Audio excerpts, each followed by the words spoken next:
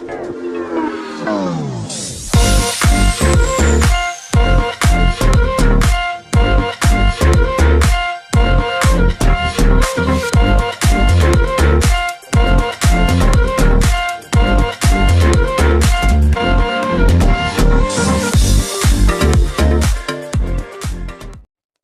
semua, salam sejahtera Malaysia. Selamat datang ke channel Fels Lifestyle. Info padu, info hangat disediakan di dalam channel ini. Saudara-saudara, tuan-tuan dan puan-puan semua, kita mendengar banyak kabar tentang penangkapan SPRM. Tangkap itulah, tangkap ini. Dan yang hangat ketika ini di Malaysia adalah berkenaan dengan Jana Wibawa, di mana beberapa pemimpin daripada kerajaan yang dulu semasa Perikatan Nasional, pengurusi Perikatan Nasional hari ini Muhyiddin Yassin, yang juga bekas Perdana Menteri yang telah menerima 7 pertuduhan.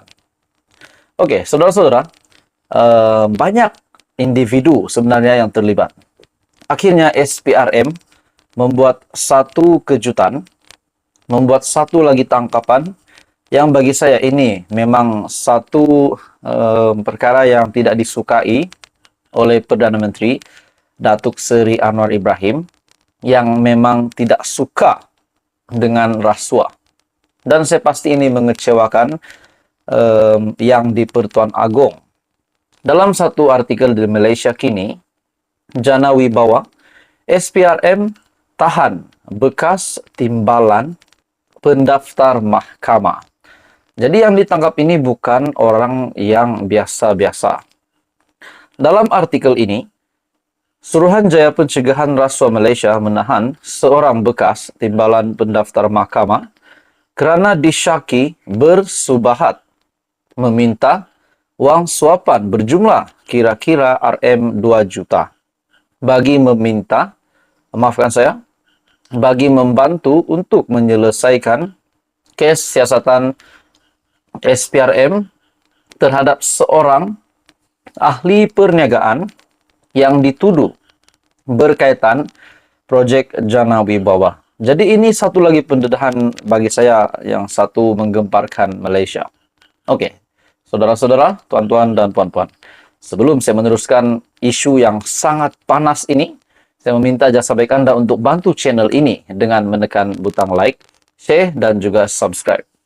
Dalam artikel ini, sumber berkata suspek lelaki berusia lingkungan 50-an itu dipercayai meminta suapan tersebut sebagai balasan, antaranya untuk meminta pihak SPRM menukar keterangan tertuduh kepada saksi dan menukar pertuduhan rasuah kepada pertuduhan alternatif.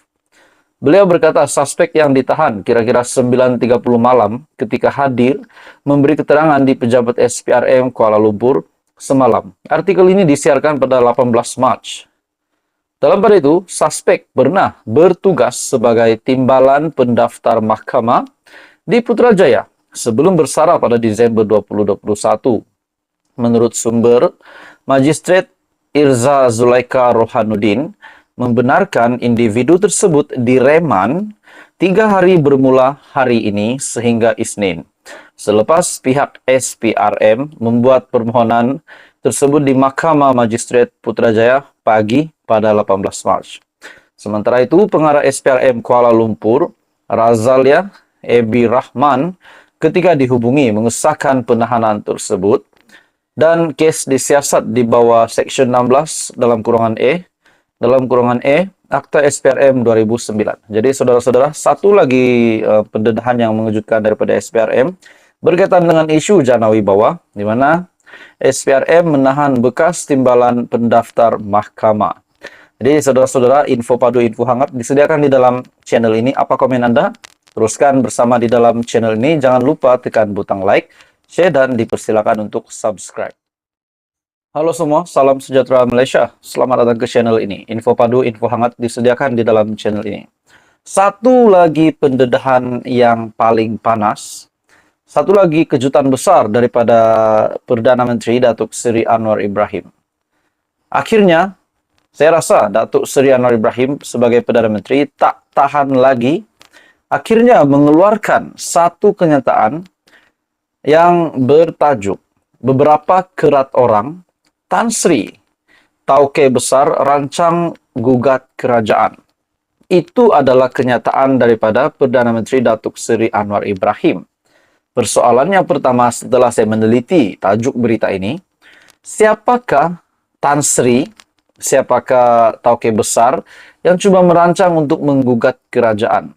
Adakah pemimpin hari ini ataupun pemimpin yang terdahulu?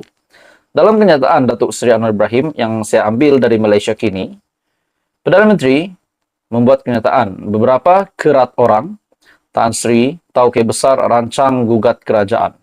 Rakyat, khususnya orang Melayu, tidak perlu lagi diperbodohkan dengan kenyataan pemimpin tertentu yang mendakwa memperjuangkan hak kaum, namun dalam masa sama membolot kekayaan.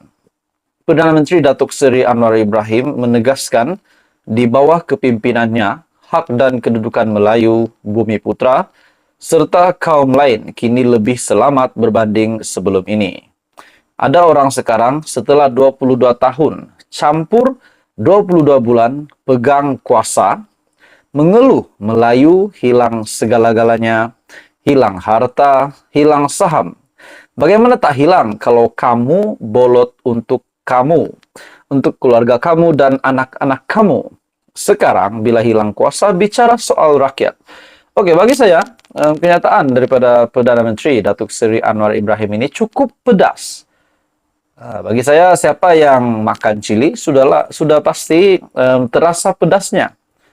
Walaupun Datuk Seri Anwar Ibrahim tidak menyatakan nama Tan Sri Tauke Besar, senarai pemimpin ataupun orang yang disebutkan oleh Datuk Seri Anwar Ibrahim, walaupun tidak dinyatakan nama, tapi sudah pasti mereka yang disenaraikan oleh Datuk Seri Anwar Ibrahim ini sudah pasti akan menerima satu amaran pedas, amaran yang besar daripada Perdana Menteri. Menurut Anwar Ibrahim, jangan perbodohkan rakyat. Rakyat harus bangkit mempertahankan hak mereka. Tan Sri, Tauke Besar, ini beberapa kerat orang sekarang merencana untuk menggugat menggunakan sentimen kaum, mengajak orang-orang Melayu benci kepada kaum-kaum lain, dan menyatakan kuasa hilang. Kamu pegang tampuk kepimpinan kuasa termasuk kerajaan 3 tahun baru-baru ini. Mana RUU, Mahkamah Syariah Bidang Kuasa Jenayah, RUU 355, mana projek peningkatan dana untuk Kelantan, Terengganu, Perlis, dan Kedah, katanya di Shah Alam. Presiden PKR berkata demikian ketika menyampaikan ucapan dasar pada Kongres Nasional khas PKR 2023 yang bertemakan Malaysia Madani. Bila hilang kuasa, bila dicabar, bila takut dengan serangan SPRM dan lembaga hasil dalam negeri, kamu kaya berbilion-bilion. Cukai tak mahu bayar, bawa lari ke luar negara, dan minta saya jadi Perdana Menteri, apa katanya? Anwar yang juga Menteri Keuangan berkata menerusi kerajaan perpaduan yang diterajuinya, Belanjawan 2023, yang dibentangkan pada 24 Februari lepas telah meningkatkan belanjawan untuk Kelantan, Terengganu, Perlis, dan Kedah, dan lebih kepada Sabah dan Sarawak. Memandangkan dua negeri itu ketinggalan dalam banyak bidang. Perdana Menteri juga seterusnya mengingatkan para pemimpin agar tidak memainkan sentimen perkauman yang merugikan rakyat dan negara. Saya nak tegaskan, dengan permainkan api perkauman yang terbakar itu rakyat, kamu akan lari dengan pesawat jet pribadi kamu. Jadi saudara-saudara, kenyataan daripada Datuk Seri Anwar Ibrahim ini sudah pasti menjadi kejutan lagi kepada seluruh Malaysia pada keadaan politik di Malaysia. Apa komen Anda? Teruskan bersama di dalam channel ini. Jangan lupa tekan butang like, share, dan subscribe.